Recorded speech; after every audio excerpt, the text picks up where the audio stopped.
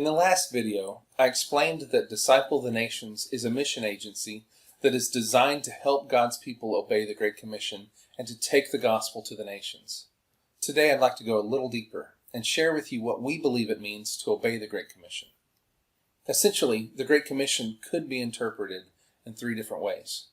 First, the Great Commission could be interpreted as if it was only meant for the disciples of Jesus' day. Obviously, this option doesn't work. The Great Commission still applies because Christ is still the only hope for the world. As Peter declared in Acts 4, there is salvation in no one else, for there is no other name under heaven that is given among men by which we must be saved. No one can be saved except through faith in Jesus Christ. To refuse to take the gospel to the world is withholding the only hope for the world. So let's remove that option. Option number 2. The Great Commission could mean that Christ calls us to evangelize the world.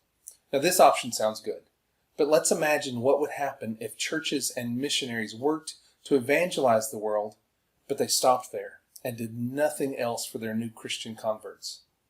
I once worked with an evangelistic team in Africa. God blessed, and at the end of the trip there was a group of new believers that were going to be part of a new church plant. There's a man we met there who had agreed to be their pastor. And on the last day of the trip, I found out that he also was the pastor of 59 other churches, and that this church would be his 60th church to pastor at the same time. I was astounded. I asked him, "Why would you do this?" And he said, "Because we have no qualified men. Our people have been evangelized, but no one has discipled us."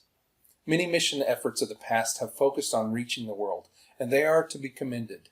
I'm grateful to the Lord for using these efforts to draw people to himself, but obviously evangelism alone is not sufficient.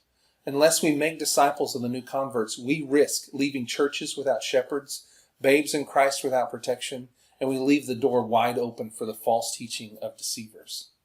Finally, we should interpret the Great Commission in the way Christ intended.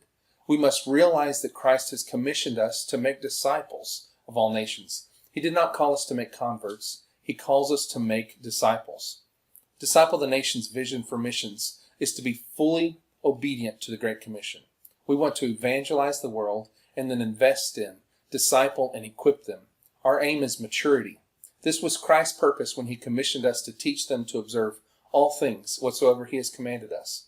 And it was Paul's aim when he said his goal was to present everyone mature in Christ. As Christians, we want to know Christ, to love Christ, obey Christ, and to be constantly and consistently formed more and more into the image of Christ. And we want to make disciples who follow us as we follow Christ. That's what we are called to do. That's why we're called Disciple the Nations. In the next video, I want to share with you specific ways that we will carry out our mission.